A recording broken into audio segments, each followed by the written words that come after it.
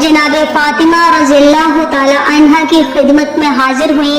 اس نے کہا، میری ماں بہت زیادہ بوڑھی اور ضعیف ہے جو نماز میں بہت زیادہ غلطی کرتی ہے۔ مجھے آپ کی خدمت میں بھیجا ہے تاکہ آپ سے سوال کروں کہ وہ کس طرح نماز پڑھے۔ جناب فاطمہ الزہرا رضی اللہ تعالی عنہا نے فرمایا، جو کچھ بھی سوال کرنا چاہے سوال کرے۔ چنانچہ اس عورت نے اپنے سوالات بیان کیے، یہاں تک کہ نوبت 10ویں سوال تک پہنچ گئی اور بی بی فاطمہ الزہرا رضی اللہ تعالی عنہا ہر سوال کا جواب کشادہ دلی سے دیتی رہی، لیکن وہ عورت سوالات کی کثرت کی وجہ سے شرمندہ ہو گئی اور اس نے کہا، میں آپ کو اس سے زیادہ زحمت میں نہیں ڈالوں گی۔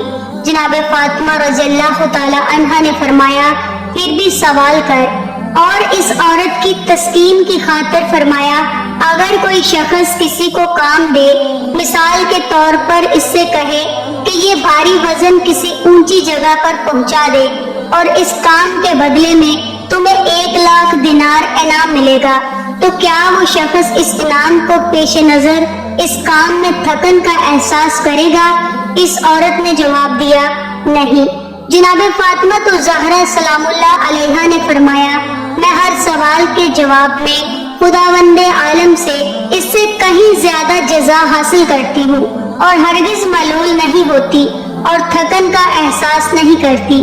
میں نے رسول خدا صلی اللہ علیہ وآلہ وسلم سے سنا ہے کہ قیامت کے دن اسلامی علماء جب خداوند عالم کی بارگاہ میں حاضر ہوں گے تو اپنے علم و دانش اور کوشش جو انہوں نے لوگوں کی تعلیم اور ہدایت کے لیے کی ہے، اس کے برابر اپنے خدا سے جزا حاصل کریں گے۔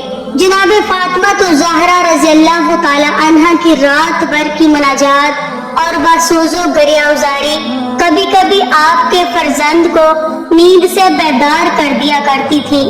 امام حسن علیہ السلام کہتے ہیں کہ میں نے شب جمعہ اپنی والدہ گرامی کو دیکھا کہ محراب عبادت میں کھڑی ہوئی ہیں اور طلوع فجر تک رکوع سجدہ کے عالم میں ہیں اور سب کے لیے دعا کرتی ہیں مگر اپنے لیے نہیں۔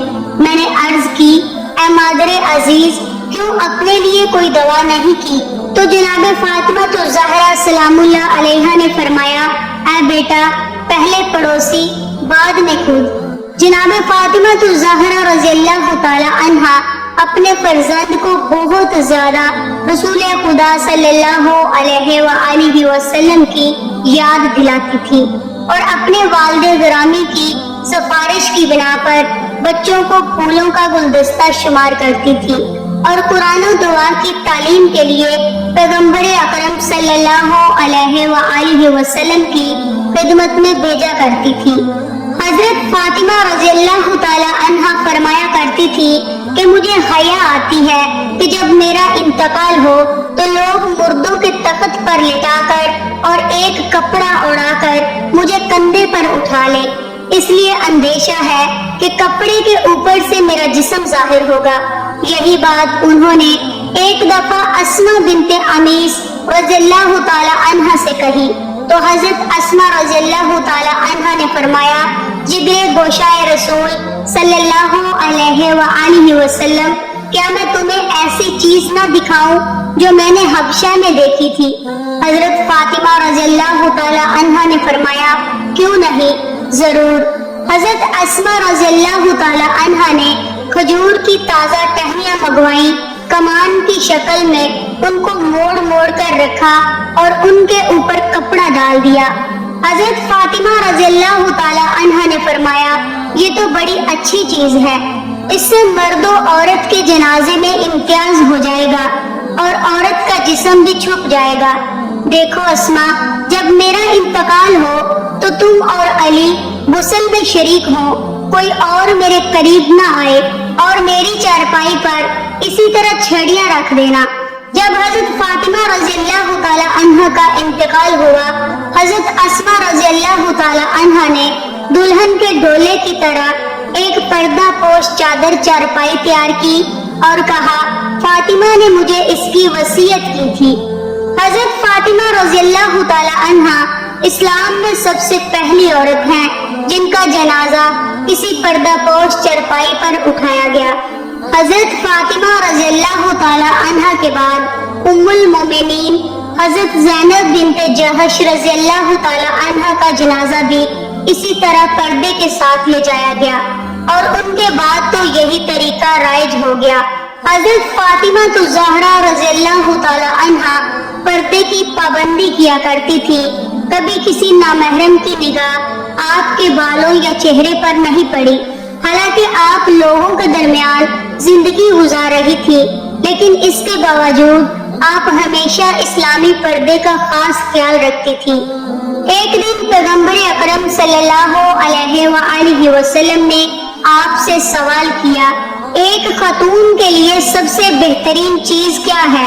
آپ نے جواب دیا، نہ اس کی نگاہ کسی نامحرم پر پڑے اور نہ ہی کوئی نامحرم اسے دیکھ پائے۔ حضرت محمد صلی اللہ علیہ وآلہ وسلم نے آپ کا جواب سن کر فرمایا، تم نے بالکل صحیح فرمایا ہے۔ ایک دن ایک نابینا شخص نے آپ کے گھر میں داخل ہونے کی اجازت چاہی۔ حضرت فاطمہ تو زہرا رضی اللہ تعالی عنہا نے فوراً اس سے پردہ کیا۔ حضرت محمد صلی اللہ علیہ وآلہ وسلم نے فرمایا، مگر بیٹی یہ مرد نابینا ہے تو تم اس سے پردہ کیوں کر رہی ہو؟ حضرت فاطمہ تو زہرا رضی اللہ تعالی عنہا نے جواب دیا، بابا جان، اگر وہ مجھے نہیں دیکھ سکتا میں تو اسے دیکھ سکتی ہوں، لیکن وہ میری خوشبو تو محسوس کر سکتا ہے۔ پیغمبر اکرم صلی اللہ علیہ وآلہ وسلم نے حضرت فاطمہ تو زہرا رضی اللہ تعالی عنہا کے جواب کو بہت پسند فرمایا اور آپ کی تصدیق کرتے ہوئے فرمایا، میں گواہی دیتا ہوں کہ بے شک فاطمہ میرے جگر کا ٹکڑا ہے۔ سبحان اللہ۔